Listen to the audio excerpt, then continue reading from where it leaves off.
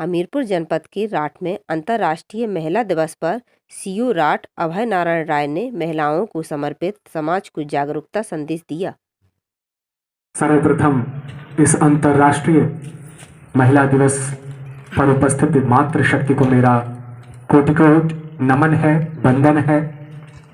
और इसके साथ ही एक सवाल भी है। इस जगत में जितने भी प्राणी हैं उन सबको दिवस दिखाने वाली ऐसी मातृशक्ति के लिए वर्ष में एक दिवस मनाया जा रहा है। मां के 9 महीने के गर्भ में पलने वाला शिशु कभी दिवस नहीं देख पाया होता है। मां के गर्भ से बाहर निकलने के बाद ही हमको दिवस दिखाई देता है। और आज उस मातृशक्ति को हम दिवस के रूप में मना करके अपने आप को गौरवान्वित महसूस करें या अपने आप पर पछतावा करें कि उस शक्ति जिसकी किलकारियों की आवाज 9 महीना पहले अगर कोई सुनता है तो मां सुनती है, उस मां को जगाने के लिए आज करके हम लोग वर्ष में एक बार महिला जागरूकता मना लें, महिला सशक्तिकरण मना लें, अंतर्राष्ट्रीय महिला दिवस मना लें। क्या करें और क्यों ऐसा है? अगर हम शास्त्रों की तरफ बढ़ें, स्पष्ट कहा गया है यत्र नार्यस्तु पूज्यन्ते रमन्ते तत्र देवता। जहां नारी की पूजा होती है वहीं पर देवताओं का वास होता है। कोई ऐसा भी प्राणी है जो ये चाहे कि मेरे घर में खुदा का वास न हो? कोई ऐसा भी इंसान है जो ये चाहे कि मेरे घर में देवता का वास न हो? और अगर ऐसा है कि हर कोई प्राणी ये चाहेगा कि हमारे घर में खुदा ही बसे, हमारे घर में देवता ही बसे, तो फिर नारी का सम्मान कहां चला गया? शास्त्र या तो झूठा कह गए और या फिर कुछ खामियां रह गई जिसकी वजह से ये स्थिति आई। क्यों गिरावट आई? मध्यकाल तक आते आते एक संत ने जिसके विषय में कहा जाता है मसी कागज छुओ नहीं कलम गही नहीं हाथ, कबीरदास स्त्रियों पर व्यंग करते हैं। बहुत अच्छा व्यंग है उनका। जातन की झाई परत अंधा होत भुजंग, कबीरा तिनके को गति जो नित नारी के संग। भावार्थ इसका यह है, कबीरदास जी कहते हैं आज भी किंवदंतियां हैं ये समाज में कि अगर कोई प्रेग्नेंट लेडी है, गर्भवती स्त्री है, तो उसकी परछाई पड़ने मात्र से भी सांप अंधा हो जाता, उसको दिखाई नहीं देता। ये किंवदंती है। कबीरदास जी कहते हैं उस पुरुष की क्या स्थिति होगी जो हर पल नारी के ही साये में जी रहा होगा? उसकी स्थिति तो उल्लू से भी बदतर होगी। ना उसे दिन में दिखाई देगा ना रात में दिखाई देगा। यानी स्त्री से दूर रह करके ही हम उन्नति कर सकते हैं। और जैसा कि लास्ट में आधुनिक युग के एक महान कवि जयशंकर प्रसाद की पंक्तियां डॉक्टर साहब ने सुनाई, अबला तेरी हाय यही कहानी, आंचल में है दूध और आंखों में पानी। ये स्थिति आ गई। जिसको हम देवतुल्य माने, जिसको देवी माने, हर प्रकार के अधिकार से सुसज्जित आप हैं। अगर आप अपना मुंह फोड़ लें तो मुंह फेरते ही पुरुष अकिंचन बन जाता है, गरीब हो जाता है। लक्ष्मी स्वरूपा आप हैं। अगर आपने अपना आशीर्वचन नहीं दिया तो हम मूढ़ हो जाते हैं, मूर्ख बन जाते हैं। आप सरस्वती हैं, आप विद्या हैं। अगर आप रौद्र रूप अपना धारण कर लें तो जितने भी असामाजिक तत्व हैं उनका संहार करने के लिए आप ही दुर्गा और आप ही काली हैं। फिर कहां गई वो काली और कहां गई वो दुर्गा? कैसे बनी अबला? क्यों आंचल में दूध छुपाए और आंखों में पानी लिए घूम रही है अबला? कुछ तो कारण है। कहीं तो हमें चिंतन करना पड़ेगा कि ये स्थितियां आई कैसे और उनका समाधान क्या है। जब धीरे धीरे करके प्राचीन युग से जब से स्त्रियों की दशा में गिरावट आने की स्थिति हुई, उसका अवलोकन करेंगे तो उसमें एक ही चीज पाएंगे। शास्त्रों में एक चीज स्पष्ट कहा गया है, जन्मनः जायते शूद्रः संस्कारः जायते द्विजा। जन्म से हर व्यक्ति शूद्र पैदा होता है, यानी सेवा के लिए ही इस धरती पर आया होता है। शूद्र का मतलब किसी जाति बंधन में उसको न बांधे, कर्म के आधार पर 4 वर्ण बने थे, उनकी बात की जा रही। जैसे मैं पुलिस का काम कर रहा हूं तो पुलिस वाला हूं, इसका मतलब ये नहीं कि मेरा बेटा भी पुलिस वाला ही होगा। हो सकता है पुलिस वाला बनना उसके लिए आसान हो जाए क्योंकि बचपन से देख रहा है पिताजी कैसा काम कर रहे हैं। हो सकता है डॉक्टर का बेटा डॉक्टर बन जाए, लेकिन इसका मतलब ये नहीं कि खून में ही उनके डॉक्टर बीजारोपण हो गया। तो ये कर्म के आधार पर आवंटन था कि जो भी व्यक्ति इस धरती पर धरा पर पैदा होता है वो शूद्र पैदा होता है।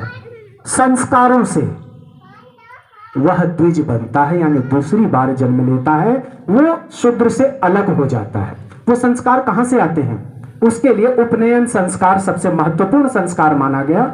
यानी गुरुकुल में जाने से पहले एक शिक्षा की पद्धति होती थी जिसमें हम गुरु के समीप जाने के लिए पहले अपना एक उपनयन धारण करते थे, जनेऊ धारण करते थे, पटरी लेते थे और उसको लेकर के गुरुकुल में प्रवेश करते थे। प्राचीन काल में ये स्त्री पुरुष दोनों के लिए समान रूप से लागू था और सभी लोग जाकर के पठन पाठन करते थे।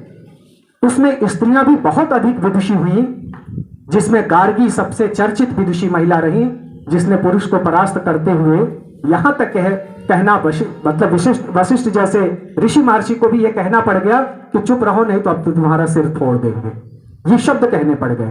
शास्त्रार्थ में पराजित किया। गार्गी के अलावा ओपा, मतलब तमाम विदुषी महिलाएं हैं जिन्होंने ऋचाओं की, वैदिक ऋचाओं की रचना की है। लेकिन इसके बाद उत्तर वैदिक काल से आते आते शूद्र चूंकि सेवा काल में ही लगा रहता था सबकी सेवा में, उसको विशिष्ट ज्ञान की आवश्यकता बहुत ज्यादा नहीं प्रतीत हुई, तो धीरे धीरे उस व्यक्ति ने जिसको आगे की रुचि नहीं है, पढ़ाई लिखाई छोड़ दी, गुरुकुल जाना बंद कर दिया। ऐसे ही स्त्रियों को भी धीरे धीरे करके गुरुकुल जाने की मनाही हो गई या पाबंदी हो गई, क्योंकि वो चार दीवारी में बच्चों के पालन पोषण में लग गई, दूसरों की सेवा में लग गई। इस तरह वो भी सेवा कर्मी के रूप में हो गई, यानी शूद्र की श्रेणी में आ गई। तो शिक्षा से जहां वंचित हुई वहां से शुरुआत होती है कि जो शिक्षित नहीं है फिर उसको राजगद्दी तो कभी मिल नहीं सकती, निर्णय उसके ऊपर छोड़ा ही नहीं जा सकता। तभी जाकर के तुलसीदास को लास्ट में कहना पड़ा था, ढोल गंवार शूद्र पशु नारी सकल ताड़ना के अधिकारी। ये उस समय की व्यथा है तुलसीदास की, जिस समय सामंतवाद अपने चरम पर था, पुरुषवादी सोच अपने चरम पर था, और उन्होंने कहा कि अगर आपको इनकी योग्यता के अनुरूप काम लेना है तो ताड़ने का मतलब पीटना नहीं, ताड़ने का मतलब नजर रखना होता है। कहते हैं लोग कि हमें वो दूर से ही ताड़ रहा था, इसका मतलब नजर रखे हुए था, हम पर लगातार नजर बनाए रखा था।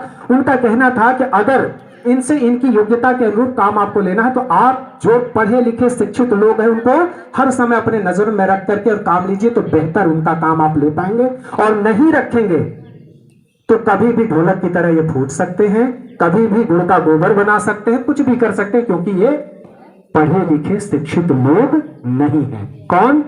ढोल गंवार शूद्र पशु और नारी। ये इतनों की बात तुलसीदास ने कही। अब उसमें अंतर कहां से आ रहा है? सिर्फ एक, एजुकेशन, शिक्षा। मतलब बड़ा आश्चर्य होता है कि आज हम आरक्षण के बलबूते पर नारियों को 33% लगभग पार्लियामेंट में भेजने की कोशिश कर लिए। ग्राम पंचायत से लेकर के और हमारे संसद भवन तक कम से कम 33% तो महिलाएं पहुंची हैं। बड़ा दुर्भाग्यपूर्ण होता है जब यह पता किया जाता है कि हमारे गांव की प्रधान कौन है। जीतते समय तो हो सकता है कहीं पोस्टर बैनर लग गया हो, श्रीमती सुधा पत्नी सुधीर, तो श्रीमती सुधा का नाम आ गया हो। जीतने के बाद 5 साल प्रधान जी कौन है? सुधीर। कहां गई सुधा? पता ही नहीं। किसी भी निर्णय में सुधा का कोई रोल नहीं, कोई भूमिका नहीं। ये क्यों है? कभी सोचने की जरूरत पड़नी चाहिए कि भाई प्रधान तो हम लोगों ने उनकी पत्नी को चुना था, हर काम वो पुरुष क्यों करता है? बेटा क्यों करता है? भाई क्यों करता है? पति क्यों करता है? कहीं ना कहीं हमें ये सोचने के लिए मजबूर होना पड़ेगा। क्या कभी आप लोग पेशे से डॉक्टर हैं या उसी व्यवसाय से जुड़े हैं, कभी ऐसा देखा कि डॉक्टर वंदना अग्रवाल बैठी हो और इंजेक्शन आकर के इनके पति दे रहे हो, क्योंकि इनको तो कुछ पता ही जाता नहीं, या कोई आए और इनसे बात ही ना करे, अरे इनको क्या लेना देना, आपके पति कहाँ हैं उनसे बताइए। हाँ बताइए डॉक्टर साहब हमें बुखार है, इसकी दवा दे दीजिए। ऐसा होता है। इनसे ही इनका निर्णय क्यों पूछा जाता है कि डॉक्टर साहब इस पे हमें लिख दीजिए क्या दवा चाहिए, हमें क्या इलाज कराना है। इनकी एजुकेशन इनको उस योग्य बनाई कि इनके निर्णय को मानने के लिए पुरुष बाध्य हुआ। मैडम आप जो कहेंगी मैं वही करूंगा, उसके अलावा कुछ भी नहीं करूंगा। ये सिर्फ और सिर्फ एजुकेशन है। शिक्षा ही इस नारी को एक दिवस के बजाय 365 दिवस सम्माननीय बना पाएगा। इसके अलावा दुनिया में कोई ऐसी विधा नहीं है जिसके बलबूते पर हम कह सकें कि एक अंतर्राष्ट्रीय दिवस मनाए जाने वाला हर एक दिवस अंतर्राष्ट्रीय दिवस, महिला अंतर्राष्ट्रीय दिवस के रूप में मनाया जाए, यह संभव हो पाएगा। निर्णय में अपनी भूमिका बढ़ानी है तो शिक्षा के लिए लगातार स्त्रियों को जागरूक करना ही पड़ेगा। अब इसका एक अपोजिट धड़ा चलता है।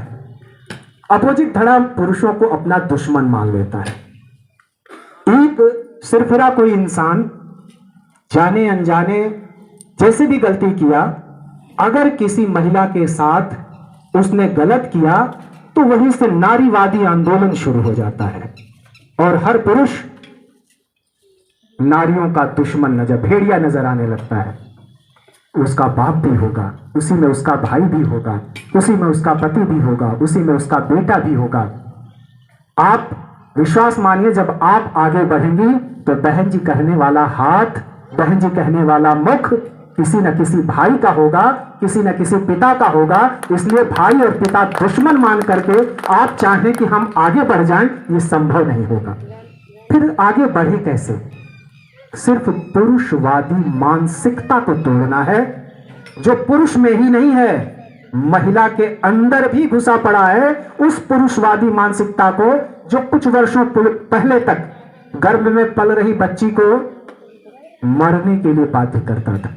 एक सर्वे बताता है कि जहां कहीं भी इस तरह के बेबी का टेस्ट होता था, भ्रूण परीक्षण होता था और महिला बेबी, गर्ल बेबी होने पर उसके मारने की सहमति देने वाली बात आती थी, वहां सबसे पहले सास ही आगे बढ़ के आती थी कि हमको बेटी नहीं चाहिए, हमें तो पोता चाहिए, हमें तो बेटा चाहिए। वो सास स्त्री होते हुए भी पुरुषवादी मानसिकता से संचालित थी। वो मानसिकता बदलनी होगी, चाहे वो पुरुष में हो चाहे वो महिला में हो। वो पुरुषवादी मानसिकता बदल करके हमें साम्यवादी विकासवादी मानसिकता को आगे बढ़ाना पड़ेगा, तभी जाकर के 365 दिवस आपके सम्मान में जुटेगा। अन्यथा की दशा में हम लोग रोज गाथाएं गाते रहेंगे, रोज कुछ न कुछ सोचते रहेंगे। गिरावट की हद कई अर्थों में नीचे आई। हम लोग बचपन में सुनते थे, जब कभी भी गांव में अग्रवाल जाते थे तो ये अक्सर सुनने में आ जाता था कि अरे यार पानी तो कम से कम पूछ लेते, पानी का कौन सा पैसा लगना है, ये बॉटल बिना पैसे के आई है, ये बॉटल बिना पैसे के आई है, कोई बता दे। पानी बिक रहा है या नहीं बिक रहा है? क्या क्या बिक रहा है, दो पंक्तियों में गुनगुना के आपको बताने की कोशिश करता हूं और उसके बाद अपनी वाणी को विराम दूंगा। बिक रहा है पानी, पवन बिक न जाए, बिक रहा है पानी, पवन बिक न जाए, बिक रही है धरती, गगन बिक न जाए, बिक रहा है पानी, पवन बिक न जाए। कुछ वर्षों पूर्व तक खबर मिली थी कि चांद पे भी अब लोग जमीन खरीदने लगे हैं। खबर है कि चांद पर बिक रही जमीन, खबर है कि चांद पर बिक रही जमीन, डर है सूरज की तपन बिक न जाए, बिक रहा है पानी, पवन बिक न जाए। और ये अंतिम पंक्तियां आपको समर्पित।